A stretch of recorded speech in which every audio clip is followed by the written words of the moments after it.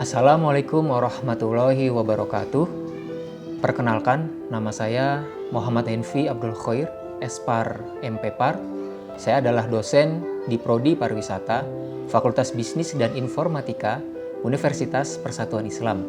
Video ini saya buat dalam rangka mengikuti sertifikasi dosen gelombang 1 tahun 2025 untuk memenuhi prasyarat pada aspek pernyataan diri dosen dalam unjuk kerja Tridharma Perguruan Tinggi atau PDD UKT-PT.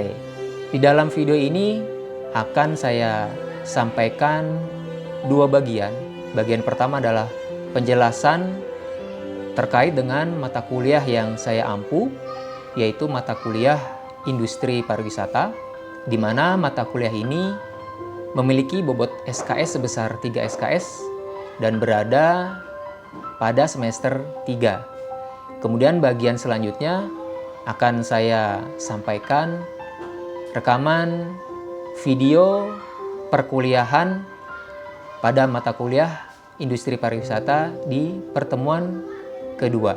Adapun deskripsi mata kuliah Industri Pariwisata ini, yang pertama, pada mata kuliah ini mahasiswa akan dibekali dengan pemahaman pariwisata. Dilihat dari dimensi industri pariwisata atau usaha yang menghasilkan barang dan atau jasa pariwisata. Kemudian kemampuan menelaah peraturan perundang-undangan terkait usaha pariwisata dan standar usahanya, serta mampu menganalisis perkembangan tren dan isu terkini usaha pariwisata, baik di Indonesia maupun dunia. Untuk kemampuan yang diharapkan yang akan diperoleh oleh para mahasiswa setelah mengikuti mata kuliah ini, yang pertama, capaian pembelajaran lulusan yang dibebankan pada mata kuliah ini terdiri dari 3 unsur, yaitu unsur sikap, pengetahuan, dan juga keterampilan. Detailnya yaitu sebagai berikut. Untuk sikap, yaitu mampu menjalankan aktivitas berdasarkan nilai, norma, dan etika akademik. Kemudian sikap yang kedua diharapkan memiliki sikap kemandirian dalam dunia pariwisata. Untuk aspek pengetahuan, menguasai secara mendalam konsep-konsep pengelolaan bidang pariwisata. Dan untuk keterampilan ada 3. Untuk keterampilan umum, mahasiswa mampu menunjukkan kinerja mandiri, bermutu, dan terukur. Untuk keterampilan khusus ada 2, yaitu yang pertama, mampu menguasai keahlian secara konseptual dan praktis dalam pembangunan kepariwisataan secara luas yang meliputi destinasi pariwisata, industri pariwisata, pemasaran, dan kelembagaan kepariwisataan. Dan yang terakhir adalah mampu mengembangkan sumber daya dan SDM pariwisata. Untuk capaian pembelajaran mata kuliah terdiri dari 4. Yang pertama, mahasiswa mampu menunjukkan sikap berintegritas tinggi berdasarkan nilai, norma, dan etika akademik.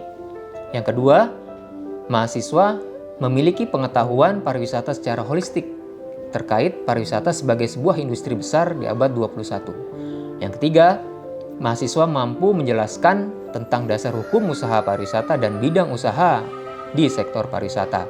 Dan yang keempat, mahasiswa mampu menganalisis perkembangan tren bisnis pariwisata baik dalam skala nasional maupun internasional. Selanjutnya, untuk materi pembelajaran yang akan disampaikan di dalam mata kuliah Industri Pariwisata ada 7. Yaitu yang pertama terkait dengan sistem pariwisata, kemudian yang kedua terkait dengan penawaran dan permintaan pariwisata, yang ketiga kebijakan di sektor industri pariwisata, yang keempat sertifikasi dan standarisasi usaha pariwisata, yang kelima 13 bidang usaha pariwisata, yang keenam, sustainability usaha pariwisata, dan yang terakhir, tren di usaha pariwisata.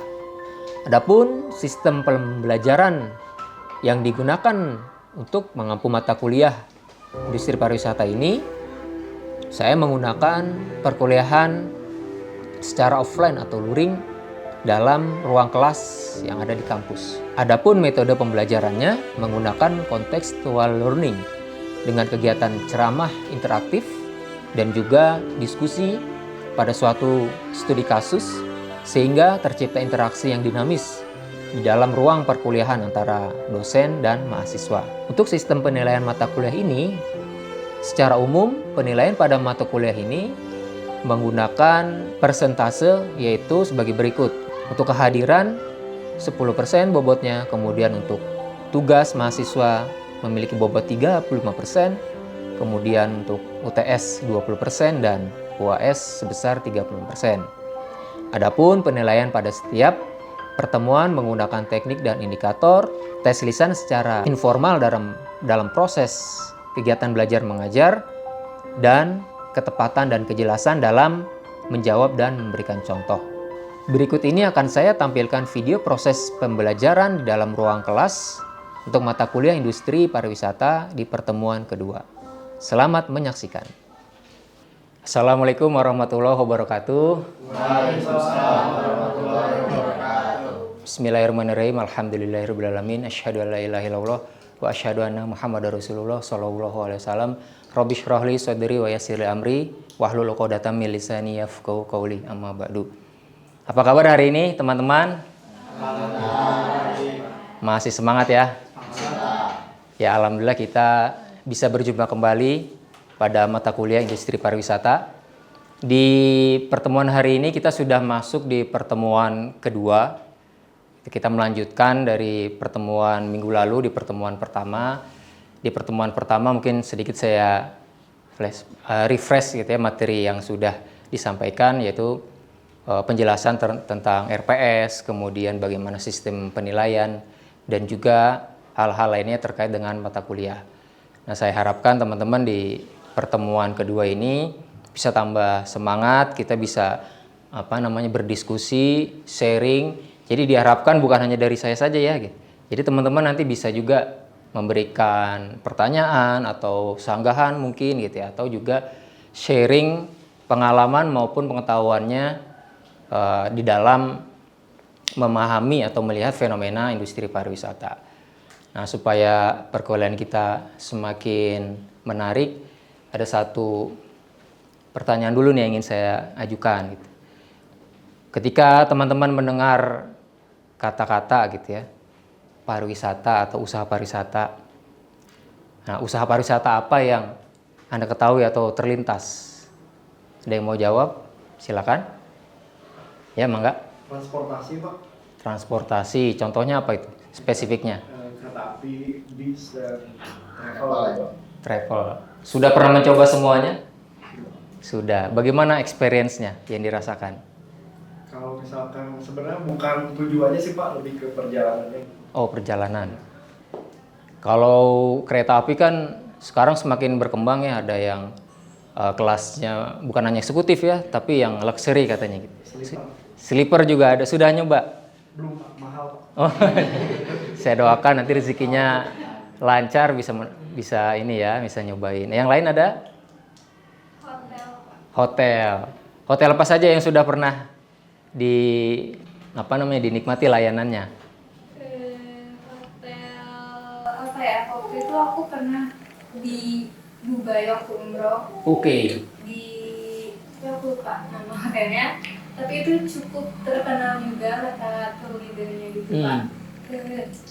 Jadi si ruangannya tuh mungkin kalau di Indonesia tuh udah kayak high class gitu, soalnya lebih ke apartemen gitu, Pak. Soalnya ada kamar, ada dapur, ruang TV kayak gitu. Kalau dari informasi awal yang diketahui, dia tingkatannya atau bintang 3, bintang 4, atau bahkan bintang 5? Bintang 3. Bintang 3 ya. Kalau di Indonesia pernah nggak nyobain yang setara dengan itu? Oh, enggak. Oh, belum, yang biasa aja. Oh, justru di luar udah malah pernah ya. Oke, menarik. Tadi ada transportasi seperti kereta api ya, kemudian bus pariwisata, terus hotel. Ada lagi yang lain mungkin? Yang ingin berpendapat silakan. Ketika mendengar atau mendengar, melihat kata-kata pariwisata, usaha pariwisata apa yang terlintas? Restoran, betul. Restoran apa yang menurut Anda sangat kalau di bahasa anak sekarang tuh wow lah gitu? Yang pernah dinikmati, yang pernah didatangi? Restoran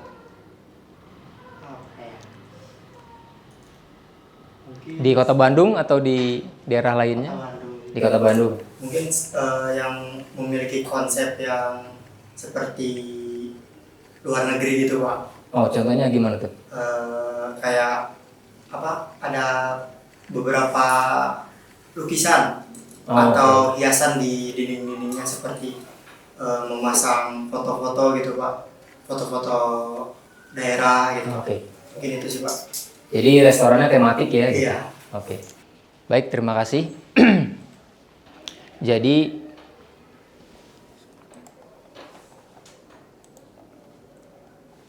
nah ini contoh. Tadi disebutkan ada beberapa usaha. Nah ini juga salah satu usaha yang termasuk sedang naik daun gitu ya dalam paling tidak 5 tahun terakhir ini gitu. Ada yang bisa tahu ini apa? Ya, hotel kapsul atau ada yang menyebut pot gitu ya. Beberapa operator yang cukup ternama di dalam usaha ini diantaranya ada Bobo Box, kemudian ada lagi kalau di Bandung tuh ada di Jalan Otista, ada hotel kapsul, kurang lebih seperti ini gambarannya. Jadi dia kalau hotel kapsul ini lebih kepada fungsi ya. Karena kan kalau tadi yang dicontohkan siapa namanya? Aulia gitu. Jadi kalau di Dubai itu lengkap ya layanannya. Tapi begitu kita berbicara hotel kapsul, dia hanya fungsi dasar saja. Jadi untuk orang nginap. Jadi traveler atau wisatawan yang budgetnya minim gitu ya, tapi ingin tetap berwisata, dia bisa menggunakan, biasanya mereka menggunakan hotel kapsul untuk fasilitas akomodasinya.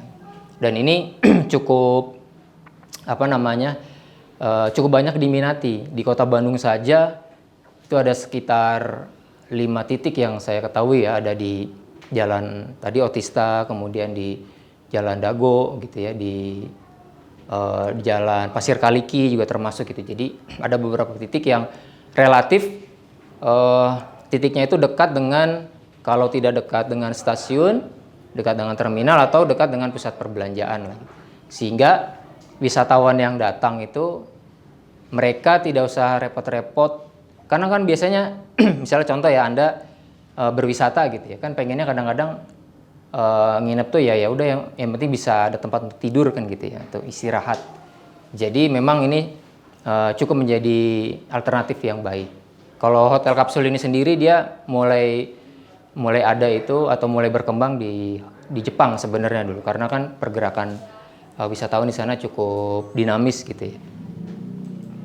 Oke, baik, itu tadi sedikit. Nah, adapun di pertemuan kedua ini ada beberapa tujuan perkuliahan yang ingin saya capai setelah teman-teman mengikuti perkuliahan pada pertemuan kali ini. Yang pertama, diharapkan nanti teman-teman bisa memahami konsep pariwisata sebagai sebuah sistem. Jadi pariwisata itu kita bisa memandang gitu ya, atau menggunakan perspektif sudut pandang macam-macam ya, bisa dari sisi sosial misalnya, dari sisi budaya, ekonomi gitu. Atau yang kalau seperti ini secara sebuah sistem gitu.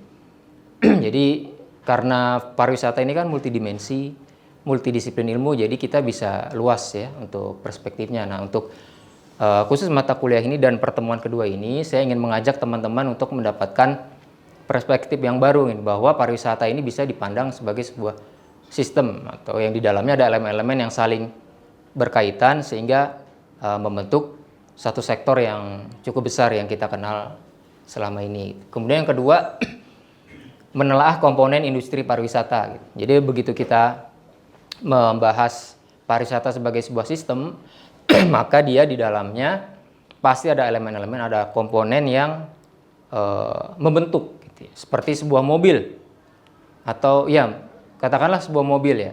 Kalau teman-teman lihat mobil itu kan apa yang teman-teman bisa lihat dari sebuah mobil? Yang biasanya nih yang terlintas saat ini kalau saya tanya, misalnya Saiful, kalau saya tanya mobil itu ada apanya? Ada mesin. Yang lain Saiba? Ada kursi, ya roda ya, betul ya. Jadi dia ada elemen-elemen yang itu kan meskipun berdiri sendiri, tapi dia ketika ada keterkaitan dengan tadi mesin, dia menggerakkan misalnya roda gitu ya. Kemudian kan supaya nyaman harus ada misalnya kursinya, supaya tidak kepanasan harus ada bodinya gitu ya. Nah itu sama seperti pariwisata. Jadi ketika kita pandang sebagai sebuah sistem, kita bisa melihat apa saja sih elemen-elemennya. Nah nanti selama pertemuan kedua ini kita akan bahas itu. Nah tentunya ketika kita mau masuk kepada kita membedah pariwisata dari sisi industrinya, kita juga harus memulainya dengan melihat ya atau merujuk kepada satu referensi. Di sini satu referensi yang saya gunakan yang pertama pariwisata. Ini saya ambil dari Undang-Undang nomor 10 tahun 2000, Undang-Undang nomor 10 tahun 2009 tentang kepariwisataan. Di situ teman-teman bisa lihat itu yang disebut pariwisata adalah berbagai macam kegiatan wisata. Nah, jadi ada kegiatan wisata. Jadi pariwisata itu di dalamnya ternyata berbagai kegiatan wisata dan didukung berbagai fasilitas. Ada fasilitas serta layanan yang mana dia disediakan bukan hanya pengusaha tapi masyarakat juga bisa. Kemudian pemerintah maupun pemerintah daerah gitu. Jadi stakeholdernya itu banyak lah gitu. Nah, kenapa definisi ini yang saya pakai? Boleh, misalnya mungkin ada pertanyaan dari teman-teman gitu. Pak, boleh nggak menggunakan definisi yang lain? Boleh saja gitu. Nah, ini kenapa yang saya pakai di hampir seluruh mata kuliah yang saya ampu, karena saya melihat dari definisi ini bisa menggambarkan gitu bahwa pariwisata itu memang sesuatu yang banyak elemennya, kemudian keterkaitannya juga luas gitu. Karena di sini kan dia oleh masyarakat ya, ada masyarakat, pengusaha gitu ya. Kemudian pemerintah, bahkan juga pemerintah daerah. Pemerintah daerah itu baik itu pemerintah provinsi maupun pemerintah kota atau kabupaten. Kemudian itu definisi dari pariwisata. Selanjutnya industri. Nah, industri pariwisata ini juga memiliki satu definisi juga, masih dari Undang-Undang nomor 10 tahun 2009 tentang kepariwisataan. Nah, di situ disebutkan yang disebut industri pariwisata adalah kumpulan usaha pariwisata. Jadi ada kumpulan gitu yang saling terkait. Nah, di sini kata kunci utama. Jadi terkait di mana dalam rangka menghasilkan barang dan atau jasa bagi pemenuhan kebutuhan wisatawan. Artinya wisatawan di dalam dia melakukan kegiatan wisatanya itu kan butuh berbagai macam itu tadi ya, ada fasilitas maupun layanan gitu. Sebentar. Nah, di sini poinnya di sini. Jadi menyambung dari tadi di definisi awal pariwisata, kemudian kita masuk ke industri pariwisata ini gitu ya. Kan mungkin nanti kalau kita lihat di beberapa referensi, teman-teman bisa tuh lihat bahwa industri pariwisata itu bisa macam-macam ya, bahwa ketika kita berbicara pariwisata atau dalam konteks yang lebih luas lagi sistem kepariwisataan, maka sebenarnya kita bisa membuat satu diagram pergerakan gitu ya, bahwa ketika kita berbicara pariwisata itu ada suatu pergerakan mobilitas. Makanya ketika pandemi kan tidak, pariwisata itu dikatakan lumpuh gitu ya. Karena memang tulang punggungnya itu ya adanya pergerakan dari daerah asal ke destinasi atau tempat tujuan gitu. Nah, di dalam titik A, katakanlah kita sebut ya dari asal titik A, titik D ini yang destinasinya gitu. Ada wilayah transit. Misalnya contoh dari kita titik awal di Kota Bandung, kita ingin pergi ke Bali gitu. Di situ kan ada transit ya, kalau kita misalnya contoh tadi dikatakan naik bis atau kereta. Nah, di situ ada daerah-daerah transit. Misalnya contoh apa? Daerah-daerah transit dari Jakarta ke Bali. Bisa dibayangkan nggak apa saja kira-kira kota-kota yang dilalui? Kalau naik kereta gitu Pak? Ya, misalnya. Kalau naik kereta misalkan dari Jakarta transit dulu di Surabaya. Dari Jakarta dan Surabaya, betul. Ganti kereta jam 5, lanjut lagi ke Banyuwangi Pak. Betul. Sampai jam 12 siang. Siang, terus lanjut lagi pakai kapal feri. Ya, iya. Udah kapal feri lanjut naik bis ke Denpasar. Nah, berarti udah pernah ya? Sering Pak. Wah, coba. Bagaimana experience-nya? Lebih ke tiap kota gitu melewati sama ketemu orang-orang yang beda suku gitu Pak. Ini baru di Jawa tapi belum gitu kalau misalkan di luar pulau lain gitu Pak. Biasanya melakukan perjalanannya apakah pas libur semester atau libur akhir tahun atau awal tahun mungkin? Kalau misalkan apa namanya libur semester kan pulang dulu ke sana gitu. Oh iya. Sip. Jadi dari pergerakan ini nanti kita bisa bedah kalau di dalam satu sistem diagramatis. Nah, itu ya. Ketika wisatawan dia bergerak dari satu titik ke titik lain. Nah, di situ sudah saya coba buatkan satu diagramatis gitu ya, ada usaha transportasinya gitu ya, kemudian ada akomodasinya, makan minum, bahkan sampai ke hiburan maupun juga souvenir gitu ya. Nah, ini ada satu saya coba untuk diskusi lagi lebih dalam gitu ya terkait dengan eksistensi para pelaku usaha di industri pariwisata ini ya.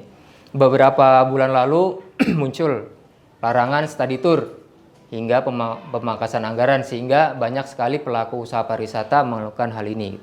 Kalau menurut teman-teman dari perspektif teman-teman nih sebagai seorang akademisi gitu, melihat fenomena ini di lapangan gitu.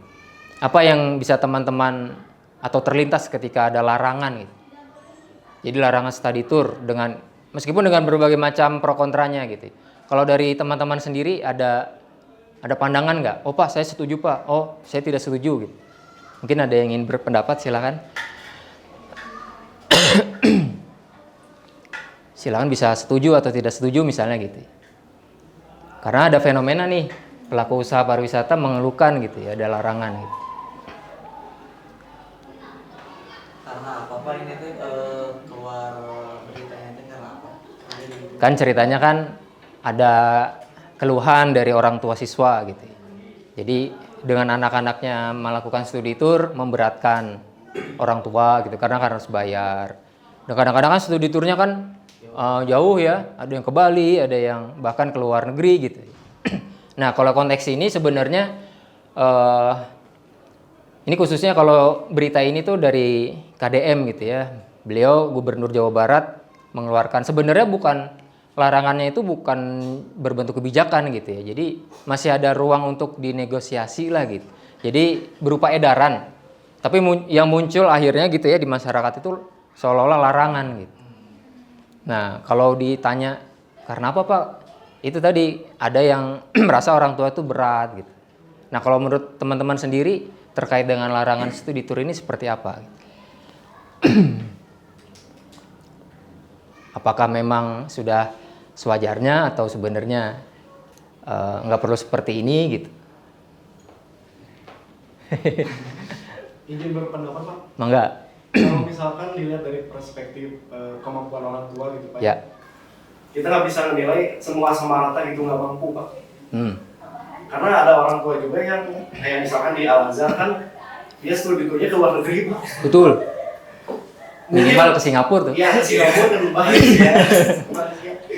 Mungkin hadirnya pemerintah itu harusnya dibantu gitu Pak. Karena kan kita kalau melihat dari studi tour ini butterfly efeknya dari hotel yang terisi gitu Pak. Terus industri bis pariwisata yang jalan gitu Pak. Terus betul. Merchandise di tempat destinasi yang maksudnya laku gitu Pak. Jadi pemerintah harusnya ngebantu stimulus gitu loh Pak. Jadi jangan sampai dilarang-larang aja gitu Pak. Jadi harus ada solusi dua pihak gitu Pak. Jadi ya, jangan hanya berhenti pada larangan saja gitu ya, tanpa ada kelanjutan ininya ya untuk solusinya untuk semua gitu. Karena memang seperti yang kita lihat di slide sebelumnya kan, begitu ada perjalanan seorang wisatawan dari satu tempat ke tempat lainnya kan, yang terkaitnya kan besar gitu. Begitu ada larangan ya, contohnya seperti pandemi kan. Begitu orang dilarang kemana-mana kan, hotel ambruk gitu ya, restoran gitu. Restoran masih mending mungkin bisa online gitu ya. Kalau hotel online gimana tuh coba? Mungkin pakai Zoom gitu ya kali. Nah, jadi betul sekali. Jadi perlu kebijakan yang menggunakan berpikirnya itu secara sistematis gitu ya, bukan hanya sektoral saja gitu. Oke, terima kasih atas responnya. Baik, selama pertemuan kita hari ini, tentunya tadi teman-teman sudah mendapatkan berbagai macam insight, wawasan, pengetahuan terkait dengan pariwisata sebagai sebuah sistem dan juga komponen-komponen di dalamnya.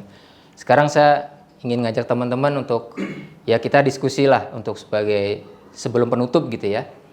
Dari pembahasan kita pada sesi kali ini apa yang teman-teman dapatkan? Silakan. Izin bertanya Bapak. Ya, silakan. Mungkin di industri pariwisata ada berapa jenis itu usahanya? Kalau menurut undang-undang itu ada 13 bidang usaha.